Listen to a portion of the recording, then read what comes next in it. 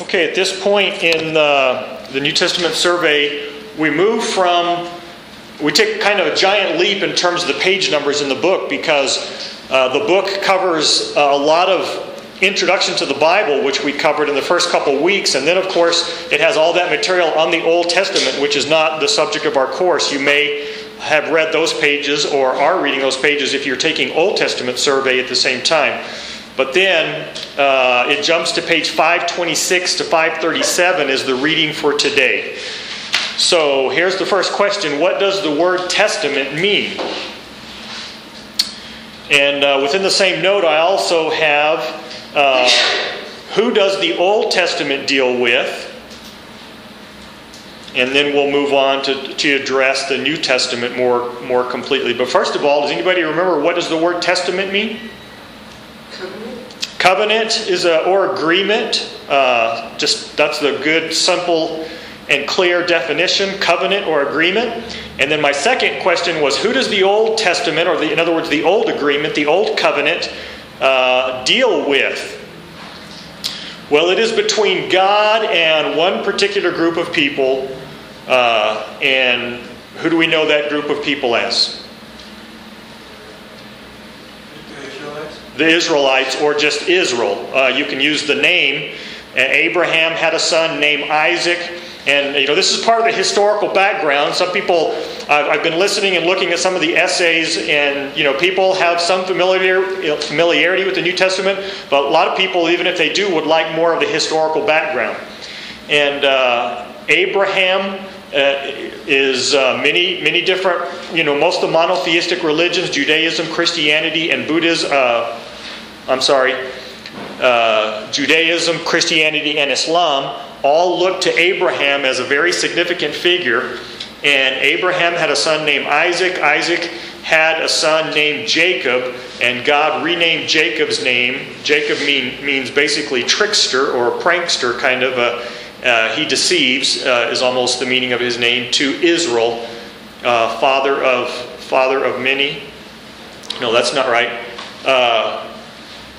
Abram is father of many, and Abraham, the name that God changed his name to. Israel means God is faithful, I believe. Anything that ends in the EL is that's the Hebrew word for God, and I'm thinking Israel means God is faithful. But Israel then had the 12 sons,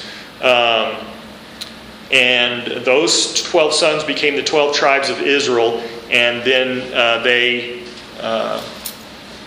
became larger and larger as a family until they eventually became considered a nation. So the Old Testament deals with God and Israel. But in the Old Covenant, in the Old Testament, God communicated through the prophets that there would be a new covenant someday that would be written on people's hearts. In contrast to the Old Testament, which when the Old Testament describes Moses going up to Mount Sinai and getting the Ten Commandments that were written on tablets. And so the second question then, or the second group of notes or question, according to the New Testament, how did Jesus make the covenant possible, and for who? So just like the last question, we're answering the who question, who's it dealing with, but we're also asking, how did Jesus make the new covenant possible? Well, these notes come from around page 527 in your textbook. But according to the New Testament, Jesus made the new covenant possible through his life, death, and resurrection. Life, death, and resurrection. Even on the first day that we beyond the syllabus, the first lecture that we looked at, we read in 1 Corinthians 15 how Paul stated that what I received I passed on to you as of first importance, that Christ died for our sins and that he rose and that he appeared to many people. He appeared to 500 at the same time and so on. He talked about the death and the resurrection as extremely significant. And the more you read the New Testament, the more you see that the apostles and then the early Christians and the early church leaders would continually focus their attention on the life and death and resurrection of Christ. So that is how Jesus made the new covenant possible. But before we go to the question of who, just to delineate a little bit more, again, the picture we get from the New Testament is that all of humanity has, in a sense, rebelled against God and sinned. And that sin, bless you, that sin separates people from a God that is holy. And so in the Old Testament, which was a way of preparing, the New Testament believers saw that the Old Testament was very clear in that God had prepared the way for the coming of Christ, and that the New Testament doesn't mean that the Old Testament was wrong or erroneous or contradictory. It just means that it was unfulfilled yet. It was preparation and prophesying what was to come, and Jesus came not to say that was bad or wrong, but that it was unfulfilled and that He was the fulfillment.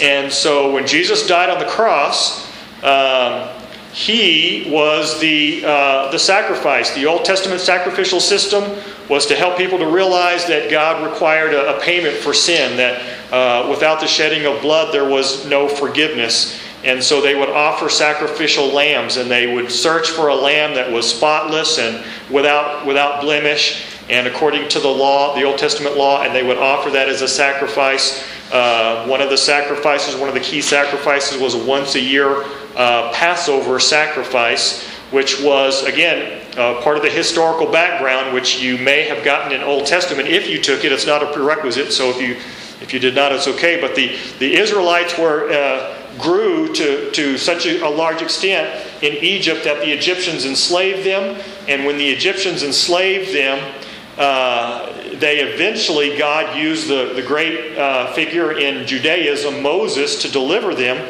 and through giving, bringing about many plagues upon the Egyptians, the last of 10 plagues that God put upon the Egyptians was the death of the firstborn of all in Egypt. And God told the Israelites to take a perfect, a lamb without spot or blemish, and to sacrifice it, and to take the blood and put it on the door frame of their houses. And then when the angel of death came and killed the firstborn of the Egyptians, when there was blood on the door, the angel would pass over the Israelites' houses, and so none of their firstborn died if they followed that lamb, and so they would have an annual reminder of that called the Passover, which Orthodox Jewish people today continue to celebrate the Passover on an annual basis. And when John the Baptist, a forerunner of Jesus, saw Jesus, he said, "Behold the Lamb of God."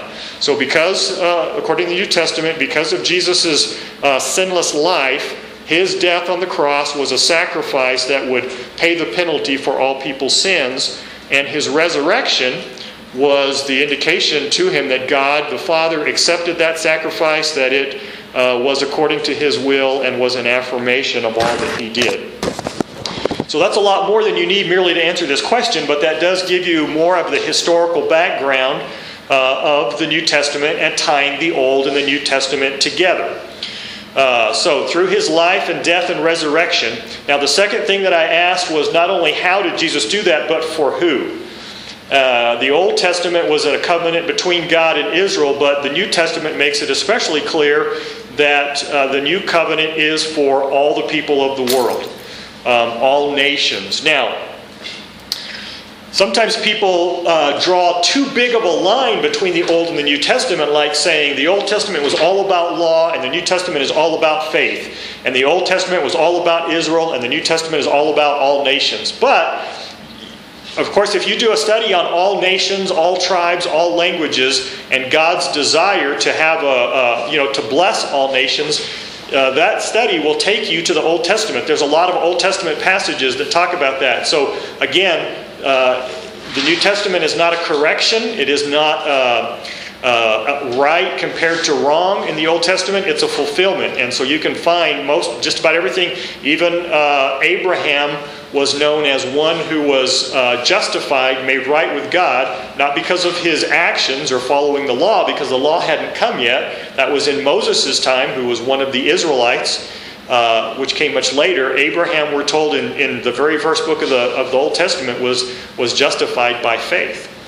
So a lot of the New Testament things are talked about and prophesied in the Old Testament, but they're made very explicit and clear and fulfilled in the New Testament.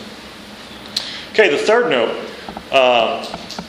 Who replaced a modest Jerusalem temple with one so magnificent it became one of the 7 wonders of the ancient world? Who replaced a modest temple, a Jerusalem temple, with one so magnificent it became one of the 7 wonders of the ancient world? Anybody know who that was? Herod the Great. Herod the Great. For the rest of the lecture, we'll be kind of talking about, the significant, some of the significant political and things that were going on in the background. Again, some of the things that we'll read about, some of the people that we'll read about in the New Testament are attested to very strongly in extra biblical materials, and Herod and his family are some of those people.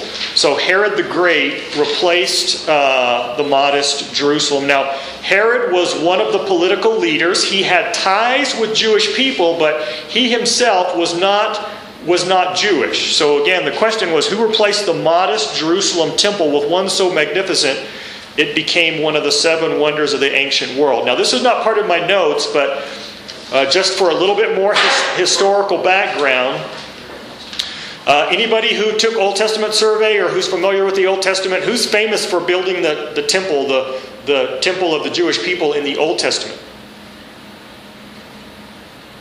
That was Solomon, one of the great kings. David was actually the second king of Israel, because before they had kings, they had judges, and they asked for a king. And so Saul was the first king, and then David's son Solomon. And David is the one that's famous for killing the giant Goliath and being a shepherd and writing Psalm 23 and many other psalms and so forth. But he was a great king, and he had some fantastic blunders and big mistakes, but nonetheless, he was a great king. And his son Solomon was known as the wisest of all the people in the world. And he wrote a lot of Proverbs, many of his Proverbs are contained in the book of Proverbs of the Old Testament. And Solomon built a magnificent temple, and yet later there was a couple, the Israelites had the golden age in which they flourished, and then a little bit later they were not as strong as a nation, and the prophet said that because of their sin and rebellion against God, they were going to be defeated by other nations, and that happened. And so as other nations defeated them, at one point they destroyed the temple. And some of the Old Testament books, and the Israelites were taken into exile. We'll talk about some of that background again, because Israel split up into 2 different nations, Israel and Judah, and they were taken into exile. And then, but later some of them would come back. We read about that in Old Testament books like Ezra and Nehemiah, and they rebuilt a modest temple. So you might say, if you were still thinking of Solomon's temple from Old Testament survey or from Old Testament reading, you might have thought, why is it called modest? Well, it was because they, basically very poor people who came back out of exile built a temple, and it wasn't anything as magnificent as what Solomon built. But Herod the Great was a governor or of a sort. I mean, he was called a king. They were under Roman rule, so it wasn't like being not having anyone over you, because they were under the rule of Rome. But he was known as the king in the area, and then he died in about 4 BC, and he had a few family members left. He killed a lot of his family members. We'll get to that in just a moment. The next question I have is, what was so great about Herod the Great? Why was he called that? certainly was not because he was a very benevolent, kind, and just ruler. Herod the Great, and this is just not in the book that I can remember, I just added this, and so you can just put lecture in parentheses. Herod the Great was called great because of primarily two things. First of all, his buildings. Like the temple, there were other architectural things that he did that were quite incredible, and so he was, he used his power and his resources to build magnificent buildings. But also there are some historical people that are called great, not in the sense of good, just as being very famous, because he was great in terms of his ruthlessness. He killed, a lot of his own family members. Anyone that the Matthew, I believe, tells the story of how when Herod the Great learned about a new king being born, when some wise men from the east came and said that we think because of what we've seen in the stars and from maybe other sources, we think a king has been born here, and we came to honor him. And of course, Herod the Great, had already killed. His history describes killing a lot of family members who he perceived as a threat to his rule and power, and others. And Matthew describes that he told the wise men, he asked he had Jewish scribes, and he said, well, where is it? Is there a king to be born? Where's that going to happen? And they said, Bethlehem. So he sent the wise men to Bethlehem, and he told the wise men, well, when you find him, you come, let me know, because I want to worship him too. Well, they were told by a vision or a dream, not to go back to Herod. So after they had seen the Christ child, they went back by another route. And Herod, when he knew that they had deceived him or not followed his orders, he sent orders for all of the children in Bethlehem, all of the male children in Bethlehem, 2 years of age or younger, to be slaughtered. And so, that's the greatness of Herod the Great, the king under the Roman rule of that region. At the time, the several years before, and right up until the point when Christ was born. But then he died a little bit. He died very quickly after that, which the New Testament also talks about, and then how his sons began to rule in different provinces after him. Okay, next question. Where did Jewish people in every community gather on the Sabbath to pray and hear sermons? And it's the same word they use today, where Jewish people will gather in every community in which they have a certain number of males. Once they have a certain number of males, they will gather together and build one of these. What do we call them? Synagogue. That's right, of course, synagogues. Good. Just want to make sure that you learn some of the vocabulary. If you're not familiar with the Old Testament or the Jewish or Judaism, then you may not know that, but the Jewish people in every community gather on the Sabbath to pray and hear sermons. Now, what day is the Sabbath on the way that we call the names for that we have for our days today? Well, most people think the Sabbath is what day? Sunday, because that's the day when most people go to church, but that's more a reflection of Christianity than Judaism. Remember that way back, as far back as we can go historically in the Old Testament, in terms of what prepared for the New Testament, helps us to understand this culture, is the creation.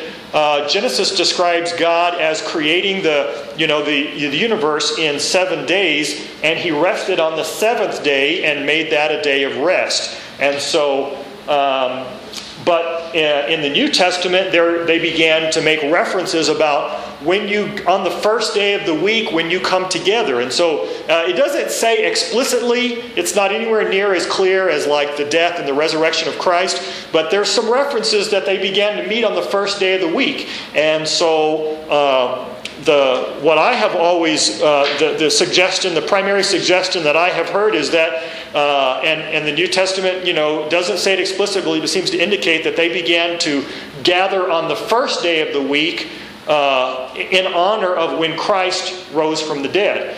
And so, because what we'll see is that Christ probably, and some pretty smart scholars have thought that maybe this is not the case, but the majority of scholars think that the crucifixion took place on Friday, and then on Saturday, which is the actual Sabbath, he was still in the grave, and then on Sunday morning was when the resurrection took place, and he rose. And of course, no one went to the tomb or anything, because the Jewish people, it had been ingrained in them. Part of their culture was resting on the Sabbath. So they, it was Sunday morning when they went to then go. And in fact, it was women. It was the women who appeared to be the most loyal and willing to take risks in the end, in terms of going to find out, and just to maybe try to anoint his body and do things that the way they would show the honor for those who had died. And yet they were the ones that discovered the stone had been rolled away from the tomb, and that the grave clothes were folded neatly, and then eventually there began to be, they and others began to see the risen Christ. So the synagogue was when the Jewish people normally would worship, and that would be on Sabbath. So of course there were religious festivals that took place at the temple and things that took place in the temple, but there was only one temple. But there was a lot of synagogues. Every town that had, I think, 21 male Hebrew people, they would gather together and begin to form a synagogue, begin to organize a synagogue. Next question. There are several people groups in the New Testament that we want to become familiar with, and the book does a good job of describing those. So if you haven't, read these pages, read those and continue to read the New Testament. If you haven't already started reading Matthew, go ahead and start reading Matthew. Someone said in their essay that they've read parts of the New Testament, but they've never read the whole thing before, and so they're going to read it through this semester, and that will really help you in terms of grasping the New Testament. And seeing the bigger picture. So if you haven't already started reading Matthew, I would go ahead and do that. In just a day or two, we'll be looking pretty much exclusively at Matthew, and then we'll go right on through, of course, to the other Gospels.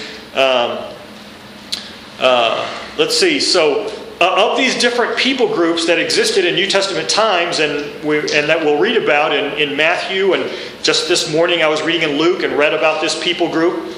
And here's the question: who were the legalistic Jewish religious purists in New Testament times? Who were the legalistic Jewish religious purists in the New Testament times? I think the book just kind of refers to them as religious purists, but I want to make sure you understand we're talking about the Jewish culture. And I put in the word legalistic because we find that this group of people, it wasn't so much an occupation, it was almost like a political, what we might think of as a political party today, like, Republicans and Democrats. And so people would ascribe to their views, but there were some that were just very well known. But who were these, what we might call hyper-legalistic, people in the New Testament? Anybody know? The Pharisees, spelled with a P-H. P-H-A-R-I-S-E-E-S.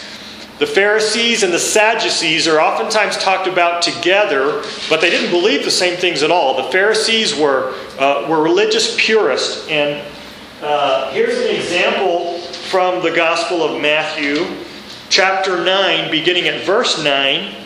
I'll be reading from the English Standard Version, the ESV. And just again, you'll know right away that this is, talks about something Jesus was doing, so you would expect it to come right out of the Gospels.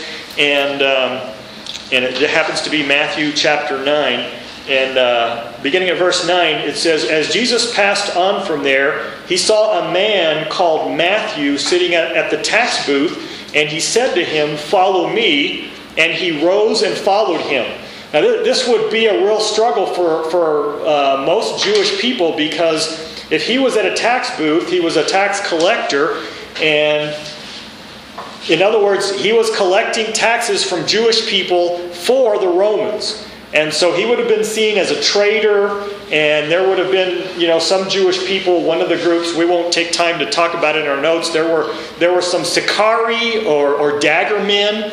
They would have been like assassins. And, they might have been some people like Matthew that would have, could have been killed if they weren't careful where they were and, when they were there, because of people who hated Rome so much, Jewish people who hated Rome and hated the oppression they were under. And so this is remarkable that here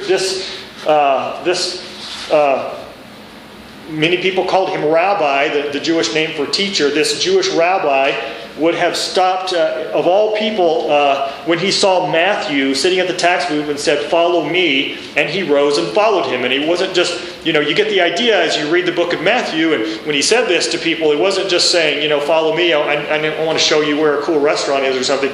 It was saying, "Follow me," as a disciple follows a rabbi, as a disciple, a learner follows a teacher. And here's verse 10. "And as Jesus reclined at table in the house, behold," and remember how I told you the ESV is kind of literal and not very smooth? So, literally what it says here, but it's more of a word-for-word translation. So again, there's advantages to that, but some people do kind of have a little bit more difficult time or just feel that it's not very smooth. "As Jesus reclined at table in the house, behold, many tax collectors and sinners came and were reclining with Jesus and his disciples." And that was a custom of the day. You might think that's weird. Were they eating, or were they, in the easy chairs after dinner watching TV? Well, they reclined. Their tables were low. Instead of having chairs, they would have a low table. And so they would sit on the ground and kind of lean forward or kind of recline in that manner. And so sometimes, like there was one case where Jesus was eating with a Pharisee, and there was a woman behind him pouring perfume on his feet. That would have made sense, in the day. She didn't have to crawl under the table to do that like she would today. So that was their manner of eating. And he was reclining with Jesus. And many sinners and tax collectors were reclining with Jesus. And then the Pharisees, and there was, I called them religious what? Purists. They couldn't believe, they said, when the Pharisees saw this, they said to his disciples, "Why does your teacher eat with tax collectors and sinners?" The disciples evidently didn't say anything, but when he heard it, he said, "Those who are well have no need of a physician, but those who are sick. Go and learn what this means." And he quotes the Old Testament, "I desire mercy and not sacrifice, for I came not to call the righteous, but sinners." So Jesus, indicated here and in other places that he didn't come, a physician doesn't spend all his time with well people. He spends his time with those that are sick. And Jesus, who the New Testament will describe to us as the Savior of the world, and what he saves people from is their sins. So he hung out with sinners. Of course, as we've indicated, and we'll see especially in Romans,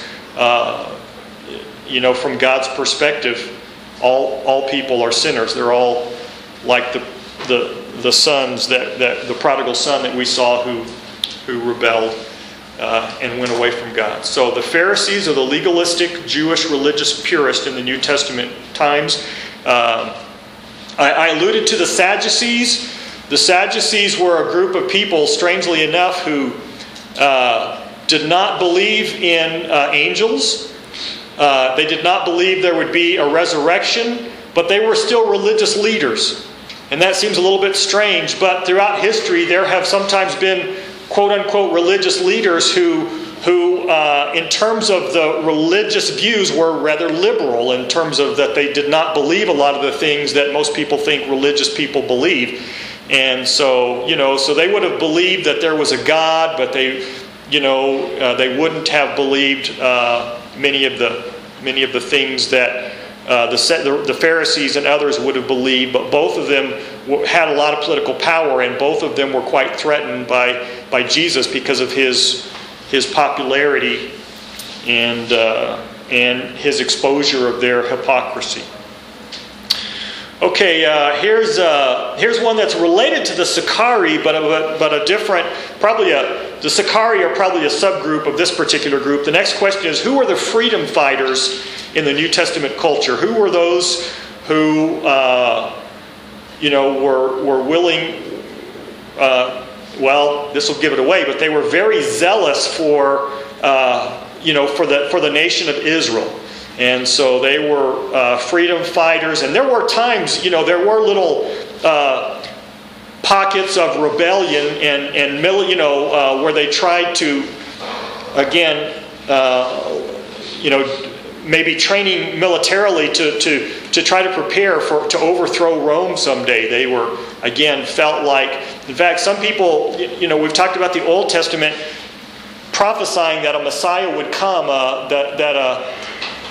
there would be someone who would be another king in Israel that was prophesied. And many people thought that he would be a great, he would be a Roman, he would be a great military leader who would help Israel be great, like in the days of David and Solomon, and overthrow Rome and lead Israel in that way. But some of those who had a great amount of zeal for Israel and willing to fight for her were called what group? Anybody know? Say it again. Zealots. Okay, so the word zeal helps you to remember that and makes it fairly easy to remember. Z-E-A-L-O-T-S, zealots.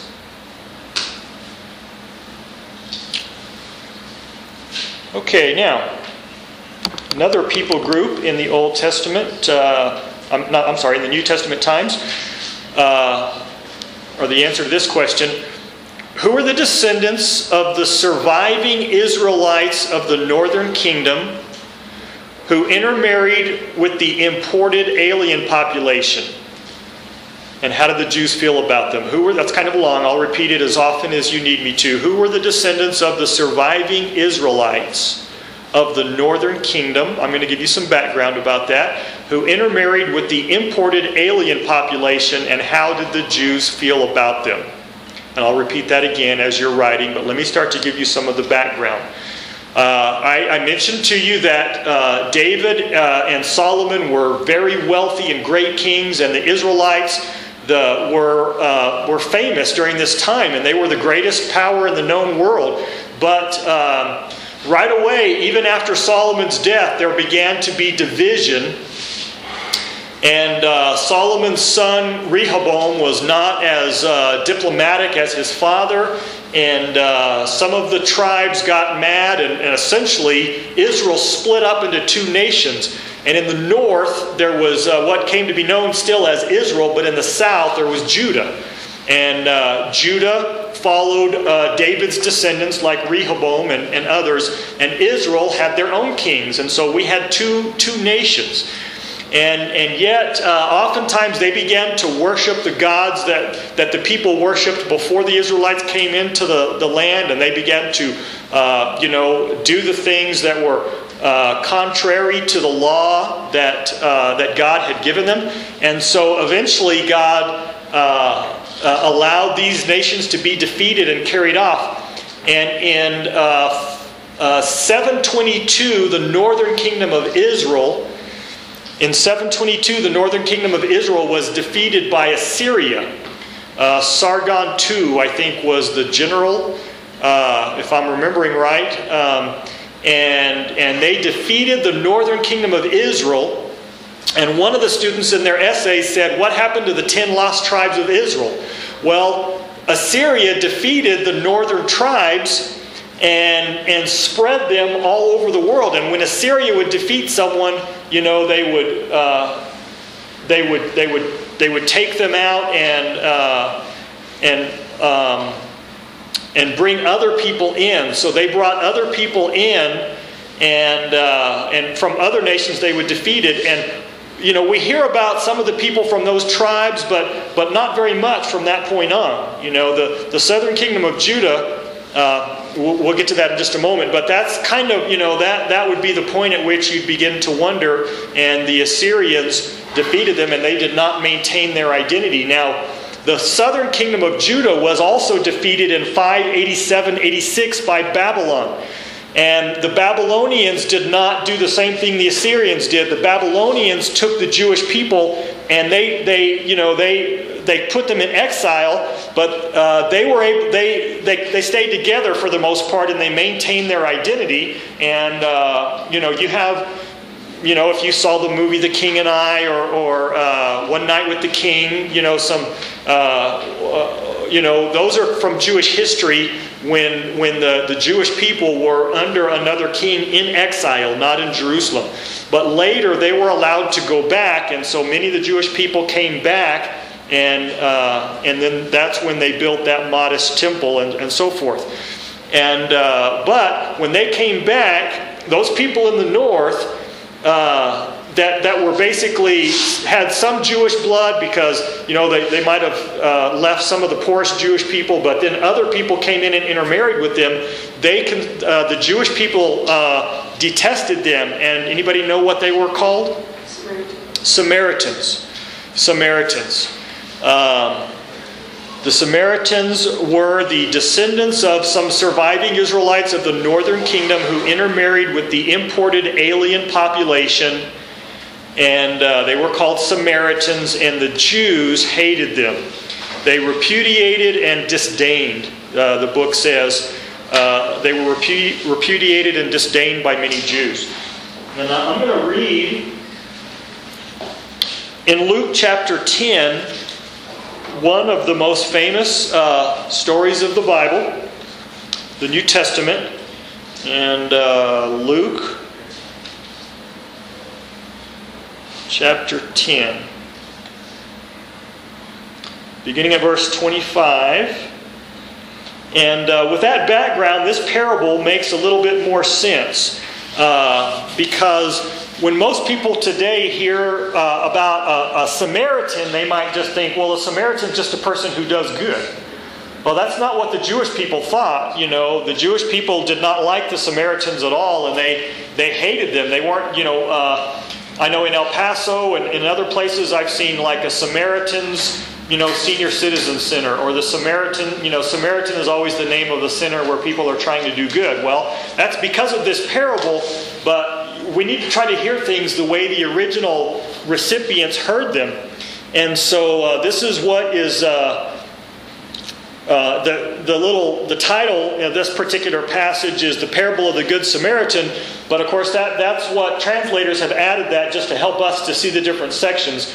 Those little subtitles are not in the original languages, but they are helpful. So, nonetheless, verse 25 of Luke chapter 10 is this: Behold, a lawyer stood up, and that would have been an expert in the Old Testament law, not like a lawyer today. It would have been an expert in the Mosaic law. A lawyer stood up and put him to the test, saying, "Teacher, what shall I do to inherit eternal life?" He, referring to Jesus, he said to him, "What is written in the law? How do you read it?"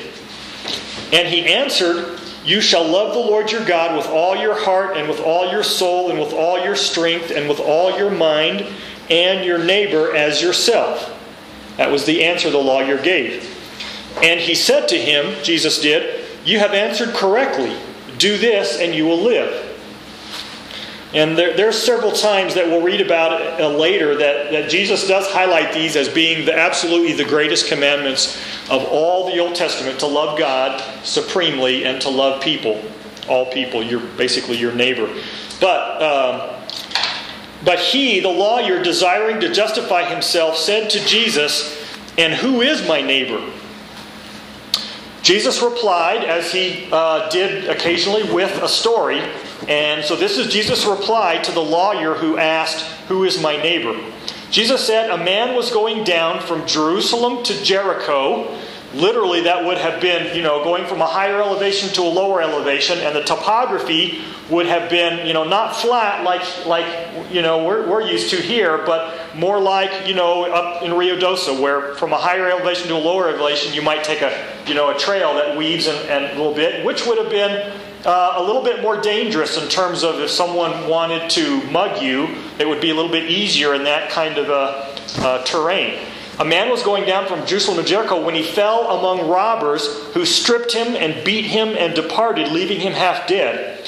Now, by chance, a priest was going down that road, and when he saw him, the man who had been mugged and left half dead, when he saw him, he passed by on the other side. So a priest would have been, of course, a leader among the Jewish people, one who had, people would have gone to ask questions about what God was like, and so here's a leader. And then verse 32 says, "So likewise a Levite, when he came to the place, saw him and passed by on the other side."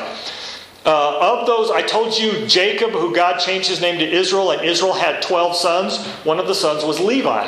And the descendants of Levi were known as Levites, and they had distinguished themselves as being more zealous for God. And so the Levites were not priests, but the Levites were assigned the task of helping the priests. Like when they were traveling through the wilderness, it was the Levites who helped with carrying a lot of the parts of the tabernacle, the tent where they met to worship and things like that. So Levites were, again, people who were closer to God, it would seem, in a way that we might describe it today, closer to God than the average person. And yet this Levite, when he saw, he passed by on the other side. Now this is a little bit strange that here's a person who's half dead and needing help, and these religious people, they just passed by on the other side, And then verse 33 says, "But a Samaritan, as he journeyed, came to where he was, and he saw him." Now again, Jesus is talking to Jewish people, and when Jesus says a Samaritan came, if you ever walk too close to a fence and there's a dog on the other side or something, and he starts barking, and his upper lip goes up and he shows you his fangs, and he's just like, you're glad that there's a fence there because he wants to hurt you. That's the mentality that Jewish people had, towards Samaritan. When Jesus said Samaritan, it's like, that they were thinking, oh man, this is the worst thing that could happen. This Samaritan will probably, finish the job and go through his pockets or something. But listen to the way Jesus tells the story. "But a Samaritan, as he journeyed, he came to where he was, and when he saw him, he had compassion. He went to him and he bound up his wounds, pouring on oil and wine." Oil would have killed the pain a little bit, and wine would have cleansed it, just like alcohol, some cleansers. And so he using the resources that they had available and knew about at the time, pouring oil and wine, and then he set him on his own animal, probably a donkey, and brought him to an inn and took care of him. And the next day he took out 2 denarii and gave them to the innkeeper, saying, "Take care of him, and whatever more you spend, I will repay you when I come back." So he pays for his upkeep, and if it takes more money than this, he says, "I'll repay you next time I come back." Now Jesus says, "Which of these 3 do you think proved to be a neighbor to the man who fell among the robbers?" Well, what's the obvious answer? Who was a neighbor? The Samaritan. Now, the expert in the law, he won't even say the word Samaritan. Kind of like the prodigal son brother wouldn't even say, my brother. He said, "This son of yours." And here, the expert in the law, he said, "Well, the one who showed him mercy." And Jesus said to him, "You go and do likewise." And henceforth in history, where Christianity has some influence, Samaritan is now known as someone who does good for other people. But Jesus was trying to help him. Jesus was trying to help people see that your religious pedigree is not as important as your actions and your choices that you make. And he told the people to go and to do likewise. So Jesus taught that showing love in practical ways was extraordinarily important. And but it's even more meaningful if you have some background and understand about Samaritans. Okay, next question.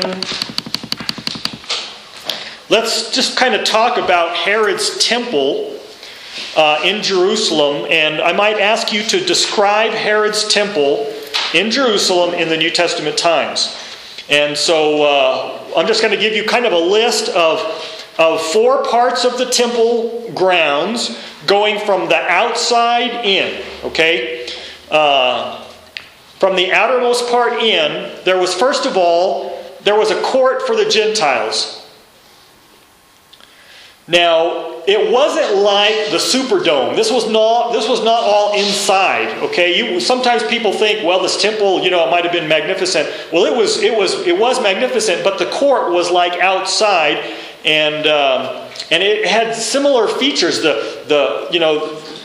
Because they built it they would have built it the way that followed the customs of the Jewish people, and so it would have been similar, to the temple and to the tabernacle before that. When the people were still going through the wilderness, God gave them very specific instructions for a tabernacle, which was more of a tent, but it had several layers of hides and different things like that. So it was quite a structure as far as tabernacles or tents go. So the outer court, the first one was a court for the Gentiles, and of course, what is a Gentile? Jewish. Anyone who's not a Jew. That's right. So there was a court for the Gentiles, and so in other words, there was provision for people that were not Jewish that wanted to worship, and there were many people throughout Scripture in the Old Testament as well as in the New, people from other nations that from the Jewish people would have said recognized, but they accepted that the God of the Jewish people was very significant because of the things that he had done and because of Israel's history and so forth. So there was many that wanted to worship, and the outer court was for them. And then the next court, as you move to the inside a little bit, was a woman's court. We've talked about the place of women, and in ancient times, women were oftentimes just treated like property, and yet in the New Testament, we see some remarkable examples of Jesus talking to women and the disciples. There was one woman, we won't take time to read it, but there was a Samaritan woman, and so that's like two strikes against her from the Jewish point. She was a woman and she was a Samaritan, and yet Jesus stopped and talked to this Samaritan woman, and we probably will read that later in the semester because it's quite remarkable. But and the New Testament has a lot of very affirmative statements in terms of women, like we'll read in the letters that now he says there's no longer, Paul said at one point, there's no longer Jew or Gentile, male or female, we're all one in Christ. And so, but nonetheless, there was a woman's court, and then there was a court, the third going to the inside was a court of the men of Israel. So the men of Israel, the symbolism is they could get closer to God, but there were provisions for others, but still, and then after the fourth would be a place where the priests would go. So there was the priest's court would be, closer to the inside, and that the book describes this as, describing kind of how the arrangement of the temple from outside and then eventually moving inside. And last, I guess I said 4, but really we just would call it the inner sanctuary. The Jewish people would call it, in English, the Holy of Holies, or the most holy place. And that was not a place that, of course, everybody went. It wasn't, like churches today that, they have sanctuaries and anybody goes in there, the guests and so on. It's not quite the same. It was a place where people could come to offer prayers and things, but they didn't just walk into the Holy of Holies. All right.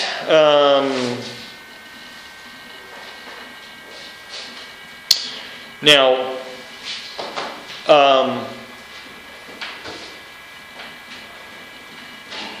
in the Gospels, if you're reading Matthew, you'll read about Pilate. Pilate was a prefect. And, well, what is that? It was similar to a governor. So here's the question that I have in terms of the question-answer format. How did a prefect, and that's just P-R-E-F-E-C-T, the book doesn't capitalize it, I don't believe. How does a prefect compare to the governors of most of the other provinces in New Testament times? How does a prefect compared to the governors of most other provinces in New Testament times. You see, there were a lot of different ways that Rome implemented their control and their power. There were governors. There were, king. Herod was called a king, but it wasn't the same in all areas. Some provinces were governed by governors, would have been the translation of the word, a good translation. And some, like in the case where in the New Testament areas, a prefect. And Pilate was a prefect that we'll read about. Well, the answer is that Pilates were lower in rank than the governors of the other provinces. So, rank was based a little bit more on how much Rome felt like they could trust you, how significant, how they compensated you. It was a little bit more part of the hierarchy that governors maybe were in places where there were more resources, or maybe they were more important militarily because there was a port or because there were resources that were valuable.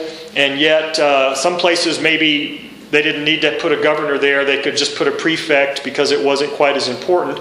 And maybe that was the way Rome viewed this, this area where the New Testament took place.